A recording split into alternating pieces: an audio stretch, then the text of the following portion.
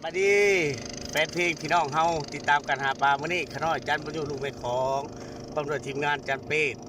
สิไปหวานแหเอาปลาสีเนาะเพราะว่าหับงานมานี่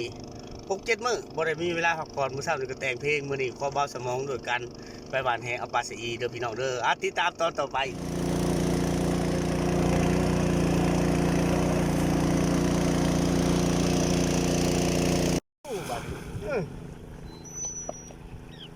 ปลาสีเลยฮะ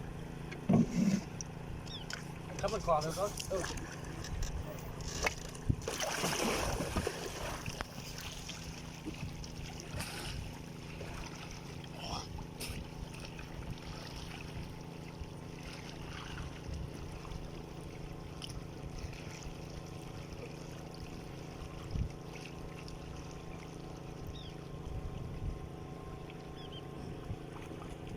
นอกเวิร์ดเวิร์ดไป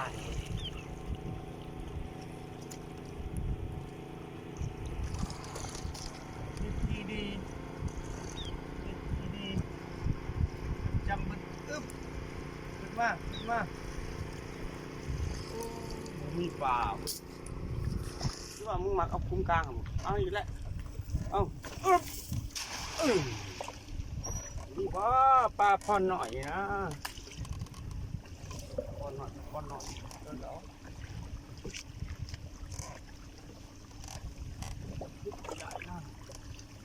บอกว่าเอานายหัวลงเองมึง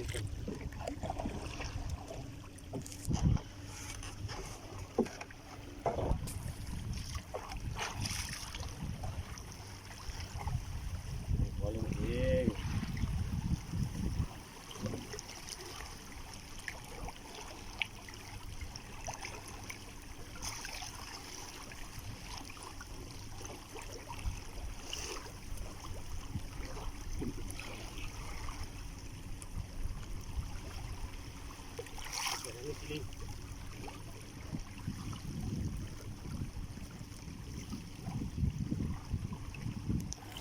น้ำมันยังบวกของมันครับ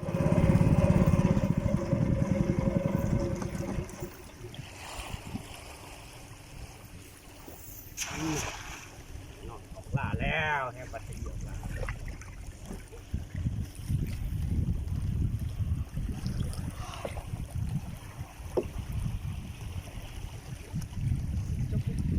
จะบึ้งที่ไหนนั่งยังว่ามึงมักเอาคุ้มกลางเอาอยู่แล้วเอา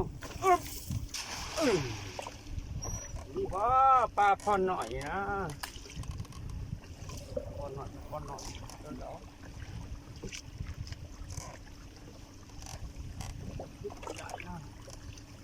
บอกว่าเอานายหัวลงเองมึง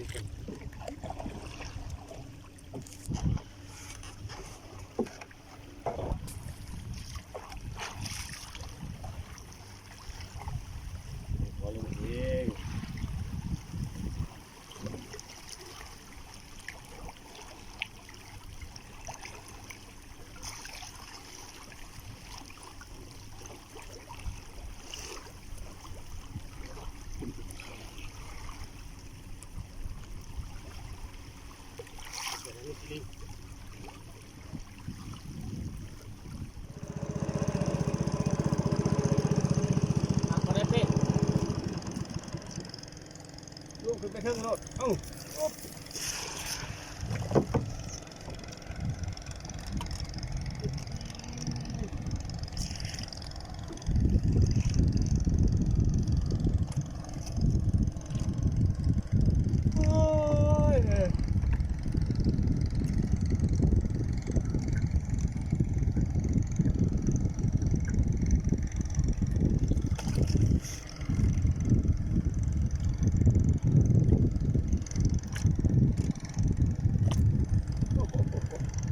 ใช้ล้างนี่ใช้ล้างนี่ทำได้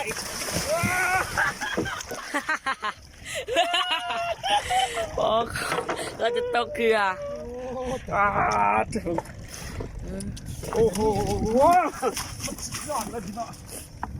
วานมาถึงจะเกลือฮักกับอะไรไปตีกันเส้นเพลมาดึงขึ้นดึงมาจากนั้นสิเลยลงมันก็ได้ครับผ่านเลยเนาะไปเลย ตัดสินใจเลยว่ะ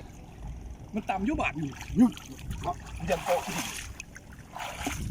ปลาในพี่น้อง ป้ายังนะ ปลาใน ปลาใน จะตีก่อน สู้ยำคำเฮ้ยเกือบหมดละบอกกล้าย่อขึ้นสูงย่านเป็นจากไป โอ้ยของทุ่งนี้น้อยนึง มันสิล้มหมดเลย เฮ้ยโอ้บ่ล้ม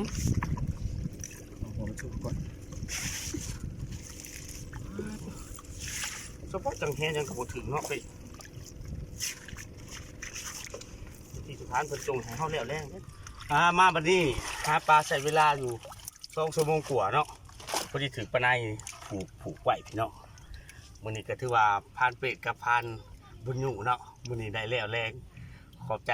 ทุกท่านที่ติดตามเด้อเนาะแล้วก็ขอบใจไปทางร้านอาหารสาราวันนาสถานที่ตั้งอยู่บ้านโพนสวรรค์นครไกรสอนขอบใจโฮงแฮมสายทองบ้านโนนสวัสดิ์เด้อนครไกรสอนขอบใจน้ำดื่มโลมาคำขอบใจแจ่วบองลาวเด้อ